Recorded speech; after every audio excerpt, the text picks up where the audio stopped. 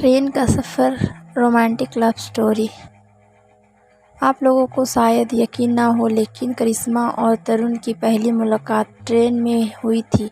तरुण train में दिल्ली से बनारस का सफ़र तय कर रहा था। करिश्मा गाज़ियाबाद से अपनी मम्मी के साथ ट्रेन पर सवार होती है, लेकिन अलग अलग डिब्बों में। गाज़ियाबाद स्टेशन पर ही करिश्मा का फ़ोन चोरी हो गया था और इसी वजह से करिश्मा अपनी साथ वाली सीट पर बैठे लड़के से उसका फ़ोन मांगती है। दूसरे डिब्बे में अपनी मम्मी को फ़ोन करने के लिए फ़ोन देने वाला लड़का कोई और नहीं बल्कि तरुण था, जो आगे चलकर करिश्मा का बॉयफ्रेंड, फिर पति और मेरे सबसे करीबी दोस्त में से बना। कई सालों बाद बातचीत के दौरान तरुण ने बताया कि तरुण के लिए ये पहली नज़र का प्यार था। हालांकि करिश्मा इस बात से सहमत नहीं है, क्योंकि वो थोड़ी ज़्यादा ही प्रैक्टिकल है और उसे पहली नज़र के प्यार जैसे चीज़ों पर यकीन नहीं है। इस पॉइंट पर फ़ोन चोरी हो जाने की वजह से करिश्मा तरुण को अपना पर्सनल नंबर नहीं दे पाई, लेकिन ये सोचकर लैंडलाइन नंबर दे दिया कि शायद लैंडलाइन पर वो फ़ोन ना करे। मगर किस्मत ने तो पहले से ही कुछ और सोच रखा था। शुभ आरंभ। दिवाली पर कई अच्छी चीज़ों की शुरुआत होती है और करिश्मा तरुण की लव स्टोरी की शुरुआत साल 2009 की दिवाली पर ही हुई। तरुण ने दिवाली के मौके पर करिश्मा के लैंडलाइन पर फ़ोन और बेहद नॉर्मल बातचीत के बाद करिश्मा ने उसे अपना नया मोबाइल नंबर दिया। इसके बाद तरुण कभी कभार करिश्मा को मैसेज कर लेता था, मगर करिश्मा ने कभी पहल नहीं की। इसके बाद हम कॉलेज में बिजी हो गए और इन दोनों की बातें सिर्फ बर्थ विशेष और ख़ास मौक़ों पर टेक्स्ट मैसेजेस तक सीमित हो गई। इसके बाद ये दोनों साल 2010 में जून में पहली बार नोएडा के एक मॉल में मिले। तरुण के लिए ये उनकी पहली डेट थी, मगर करिश्मा के लिए ये सिर्फ एक कैजुअल मुलाकात थी। इसके बाद ये दोनों इसी तरह कभी कभार मिलने लगे। जहाँ एक तरफ करिश्मा के लिए तरुण का प्यार दिन पर दिन बढ़ता जा रहा था, वहीं करिश्मा अभी भी तरुण को सिर्फ एक दोस्त ही समझती रहती। कहानी और भी फिल्मी है।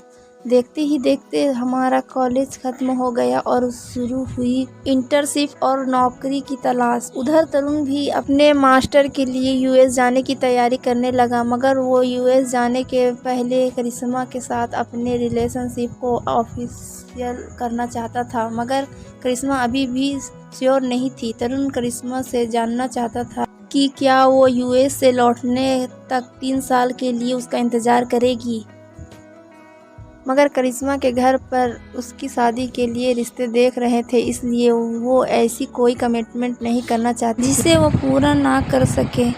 मगर तरुण इतनी जल्दी हार मानने को तैयार नहीं था और उसने बिना सोचे समझे ही करिश्मा से कह दिया कि चलो शादी कर लेते हैं। किस्मत में लिखा होगा तो यूएस जाने का दूसरा मौका मिल जाएगा। इस मोमेंट में करिश्मा को एहसास हुआ कि वो भले ही तरुण से प्यार ना करती हो, लेकिन उसे तरुण से अच्छा लाइफ पार्टनर नहीं मिलेगा। जो इंसान अपने फ्यूचर से ऊपर उसे रखता हो और उसके साथ अपना फ्यूचर बनाने के लिए अपने करियर के साथ रिस्क लेने के लिए तैयार हो, ऐसा लाइफ पार्टनर शायद उसके घर वाले भी उसके लिए नहीं ढूंढ पाएंगे। दोनों ने अपने अपने घरों में बात की और दोनों के ही घर वाले शुरुआती पूछताछ के बाद मान गए, तो दोनों को अपने अपने परिवारों की तरफ से कोई स्ट्रेस नहीं मिला। करिश्मा ने जब ये खुशखबरी हम दोस्तों के साथ शेयर की तो ये हमारे लिए थोड़ा शॉकिंग था, लेकिन हम अपनी फ्रेंड के लिए खुश थे।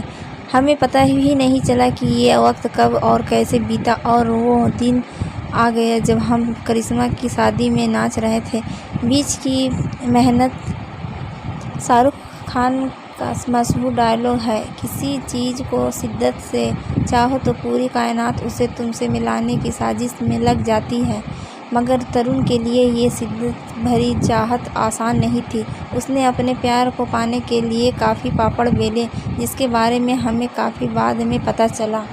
तरुण के हिसाब से ये स्ट्रेटजी काफ़ी काम आई, जिसके बारे में करिश्मा या मैं बहुत ज़्यादा सहमत नहीं है, लेकिन फिर भी मेहनत और एफर्ट्स के लिए करिश्मा की बेस्ट फ्रेंड की हैसियत से मैं तरुण को पूरे नंबर देती हूँ। इस साल करिश्मा और तरुण अपने शादीशुदा जीवन के 8वें साल में कदम रख चुके हैं और दोनों एक 3 साल की बहुत ही प्यारी, नटखट और होशियार बेटी के मम्मी पापा हैं।